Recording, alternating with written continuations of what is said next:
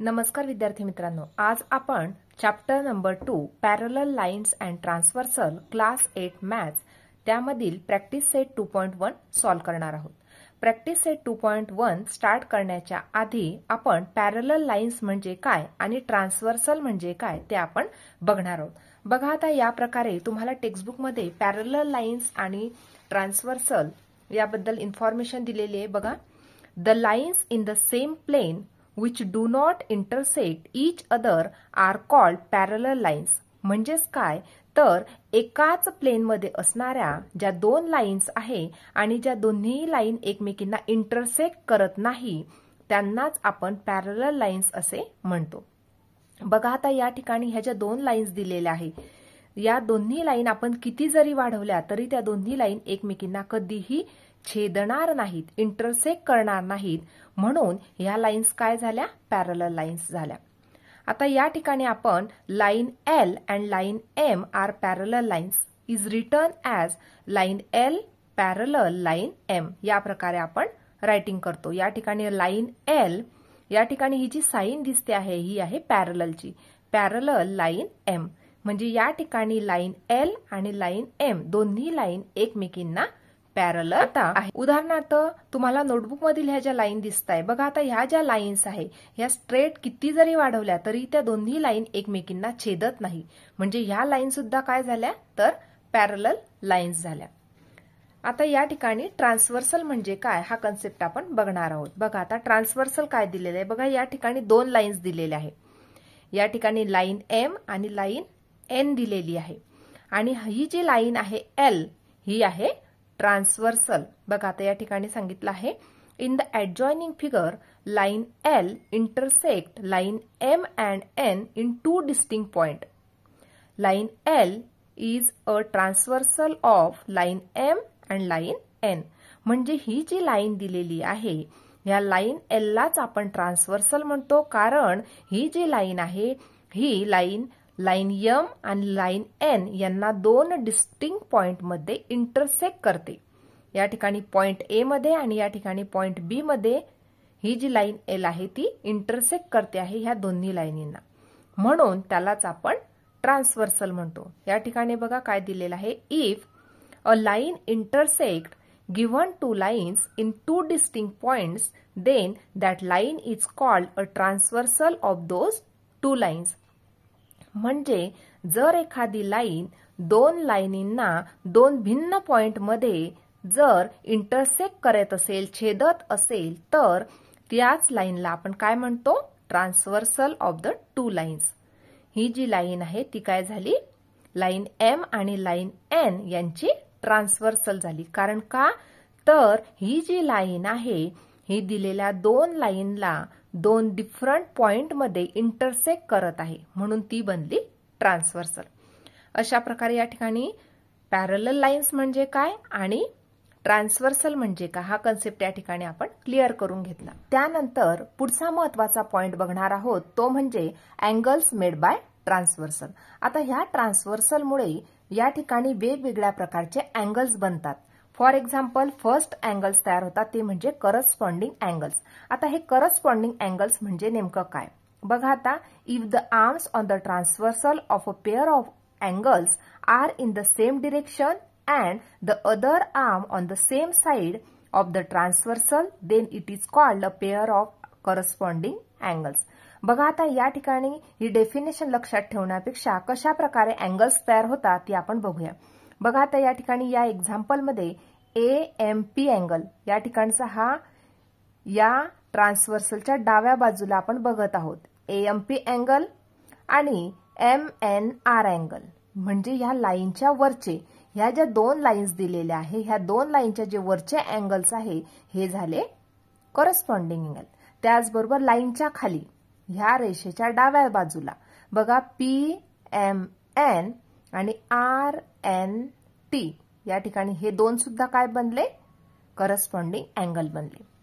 त्याचबरोबर ह्या ट्रान्सव्हर्सलच्या उजव्या बाजूला अँगल AMQ या ठिकाणी AMQ अँगल, त्याचबरोबर MNS हा अँगल, हे दोन्ही अँगल सुद्धा करस्पॉन्डिंग अँगल आहे।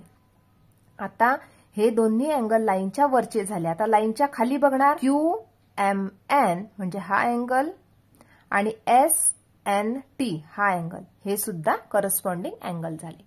आता पुढचे अँगलचा टाईप आहे तो म्हणजे इंटेरियर अँगल्स.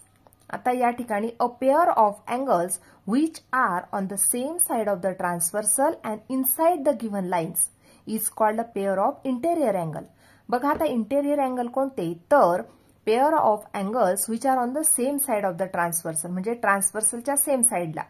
ह्या दोन्ही लाईनच्या जर आतमध्ये तुम्ही हात ठेवला या प्रकारे, आतमधले जे अँगल्स आहे या ठिकाणी PMN आणि RNM या ठिकाणी हे जे दोन्ही अँगल्स बनले हे झाले इंटेरियर अँगल.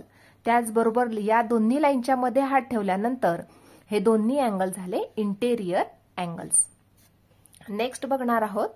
नेक्स्ट महत्वाचा पॉइंट आहे तो म्हणजे अल्टरनेट अँगल्स. आता हा जे अल्टरनेट अँगल्स आहे याचे दोन प्रकार आहे, ते म्हणजे इंटेरियर अल्टरनेट अँगल्स आणि सेकंड टाइप म्हणजे एक्सटेरियर अल्टरनेट अँगल. आता या ठिकाणी इंटेरियर अल्टरनेट अँगल बघणार आहोत. बघा PMN आणि MNS या ठिकाणी झेड सारखा आकार तयार झालेला आहे. हा अँगल आणि हा अँगल हे जे दोन्ही अँगल्स आहेत ते झाले इंटेरियर अल्टरनेट अँगल. त्याचबरोबर QMN आणि MNR हे सुद्धा इंटेरियर अल्टरनेट अँगल झाले. आता दुसरा प्रकार आहे तो म्हणजे एक्सटेरियर अल्टरनेट अँगल. एक्सटेरियर म्हणजे बाहेरचे, इंटेरियर म्हणजे आतील. आता एक्सटेरियर अल्टरनेट अँगल्स कोणते, तर बघा आता या ठिकाणी पुन्हा आकृतीकडे वळणार. या ठिकाणी AMP हा वरचा अँगल, त्याचबरोबर TNS हा खालचा अँगल, हे दोन्ही बनले एक्सटेरियर अल्टरनेट अँगल. त्याचबरोबर AMQ हा अँगल आणि RNT हा अँगल, हे बाहेरचे जे अँगल आहे ते बनले एक्सटेरियर अल्टरनेट अँगल. आता आपण प्रॅक्टिस सेट 2.1 बघणार आहोत. बघा पहिला प्रश्न दिलेला आहे. In the adjoining figure each angle is shown by a letter. Fill in the boxes with the help of figure. आता या ठिकाणी आपल्याला दोन पॅरलल लाईन्स दिलेल्या आहे आणि या ठिकाणी ही जी लाईन दिलेली आहे ती आहे ट्रान्सव्हर्सल. आता या ठिकाणी आपल्याला प्रत्येक अँगल दिलेला आहे. सुरुवातीला आपल्याला करस्पॉन्डिंग अँगल्स शोधून लिहायचे आहे. सुरुवातीला बघा पहिलं अँगल P चा आपल्याला करस्पॉन्डिंग अँगल लिहायचा आहे. या ठिकाणी बघा या लाईनच्या वर आपण अशा प्रकारे हात ठेवणार आहोत. या लाईनची ही जी लाईन दिसत आहे या लाईनच्या वर, खालची जी लाईन दिसत आहे या लाईनच्या वर. या ठिकाणी अँगल P ची पेअर बनली W म्हणजे करस्पॉन्डिंग अँगल लाईनच्या वरचे. अँगल P चा करस्पॉन्डिंग अँगल बनला अँगल W. नेक्स्ट बघणार आपण. आता या ठिकाणी अँगल Q अँड या ठिकाणी पुन्हा लाईनच्या वर या प्रकारे हात ठेवणार. अँगल Q आणि अँगल X. बघा या प्रकारे लाईनच्या वरच्या लाईनच्या वर बोट ठेवला, खालच्या लाईनच्या वर बोट ठेवला या प्रकारे. अँगल Q आणि अँगल X हे सुद्धा करस्पॉन्डिंग अँगल्स आहेत. या ठिकाणी लिहिणार अँगल X. नेक्स्ट बघणार अँगल R अँड. बघा आता या ठिकाणी लाईनच्या खाली अँगल R दिलेला आहे म्हणून R वरती बोट ठेवला लाईनच्या खाली. या सुद्धा लाईनच्या खाली बोट ठेवून घेतला म्हणजे अँगल R चा करस्पॉन्डिंग अँगल बनला अँगल Y. या ठिकाणी लिहिणार अँगल Y. आता नेक्स्ट अँगल S. आता या ठिकाणी अँगल S या ठिकाणी आहे. लाईनच्या खाली बोट ठेवला, या सुद्धा लाईनच्या खाली या प्रकारे बोट ठेवून घेतला म्हणजे अँगल S चा करस्पॉन्डिंग अँगल बनला अँगल Z. या ठिकाणी लिहिणार अँगल Z या प्रकारे.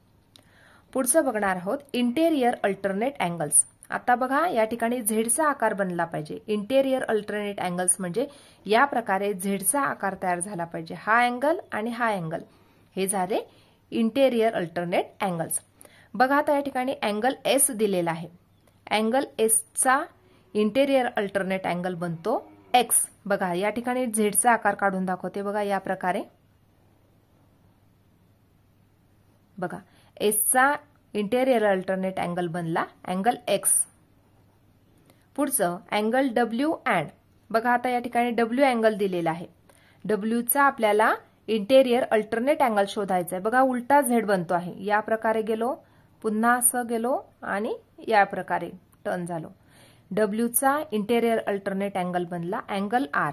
या ठिकाणी लिहिणार angle R. Question number 2. Observe the angle shown in the figure and write the pair of angles. आता या ठिकाणी बघा ही आकृती आपल्याला दिलेली आहे। या ठिकाणी या दोन लाईन्स पॅरलल लाईन्स आहे आणि ही जी लाईन दिलेली आहे ही त्यांची ट्रान्सव्हर्सल आहे। आता या ठिकाणी आपल्याला इंटेरियर अल्टरनेट अँगल्स लिहायचे आहेत। इंटेरियर अल्टरनेट अँगल्स म्हणजे मागच्याच क्वेश्चनमध्ये मी तुम्हाला सांगितलं होतं त्या ठिकाणी झेड सारखा आकार तयार झाला पाहिजे। बघा आता या ठिकाणी ह्या ज्या लाईन्स दिलेल्या आहे यांना आपण या प्रकारे जर फिरवून घेतलं तर बघा या ठिकाणी आपल्याला व्यवस्थित समजेल। बघा या ठिकाणी इंटेरियर अल्टरनेट अँगल या ठिकाणी या प्रकारे सुरुवात केली, या प्रकारे आणि या प्रकारे, म्हणजे अँगल सी आणि अँगल ई हे दोन्ही बनले इंटेरियर अल्टरनेट अँगलची पहिली पेअर। त्याचबरोबर इथून सुरुवात करून या प्रकारे उलटा झेड म्हणजे अँगल बी आणि अँगल एच ही पेअर सुद्धा इंटेरियर अल्टरनेट अँगल्सची आहे। म्हणून आपण पहिला क्वेश्चनचा आन्सर या प्रकारे लिहून घेणार। फर्स्ट पेअर मिळाली आपल्याला angle B and angle H आणि सेकंड पेअर मिळाली angle C and angle E. या प्रकारे आपण ही पहिली पेअर लिहून घेतली। आता पुढचा दिलेला आहे करस्पॉन्डिंग अँगल्स। या ठिकाणी आपल्याला करस्पॉन्डिंग अँगल लिहायचे आहे, लाईनच्या वरचे लाईनच्या खालचे। बघा आता या ठिकाणी लाईनच्या वरचे अँगल लिहून घेणार। या प्रकारे जर बोट ठेवलं लाईनच्या वर, वरच्या लाईनच्या वर, खालच्या लाईनच्या वर angle A and angle E. पहिले अँगल मिळाले angle A and angle E. आता लाईनच्या खाली बोट ठेवणार आपण या प्रकारे अँगल बी आणि angle F, angle B and angle F. तिसरी पेअर शोधणार पुन्हा लाईनच्या वर, ही जी ट्रान्सव्हर्सल दिलेली आहे या ट्रान्सव्हर्सलच्या खाली या ठिकाणी बोट ठेवून घेतलं, या ठिकाणी लाईनच्या वर, दोघी लाईनच्या वर या ठिकाणी अँगल डी आणि angle H, angle D and angle H. आणि चौथी पेअर लाईनच्या खाली या ठिकाणी बोट ठेवलं, या ठिकाणी अँगल सी आणि या ठिकाणी अँगल जी। बघा लाईनच्या खाली, दोन्ही लाईनींच्या खाली अँगल सी आणि angle G, angle C and angle G. अशा प्रकारे हे करस्पॉन्डिंग अँगलच्या पेअर्स आपल्याला मिळालेले आहेत। पुढचं लिहायचं आपल्याला इंटेरियर अँगल्स। इंटेरियर अँगल्स म्हणजे काय तर दोन्ही लाईनच्या आतील अँगल्स। या ठिकाणी बघा अँगल सी आणि अँगल एच इंटेरियर अँगल्स आहेत। त्याचबरोबर अँगल बी आणि अँगल ई हे सुद्धा इंटेरियर अँगल्स आहे। पहिली पेअर आहे angle B and angle E आणि दुसरी पेअर आहे angle C and angle H. अशा प्रकारे हे इंटेरियर अँगल्स पण आपण लिहून घेतले। अशा प्रकारे आज आपण प्रॅक्टिस सेट 2.1 सोडवून घेतला। आजचा व्हिडिओ कसा वाटला ते नक्की कमेंट करून कळवा आणि व्हिडिओला लाईक, शेअर आणि सबस्क्राईब करायला विसरू नका मित्रांनो। धन्यवाद।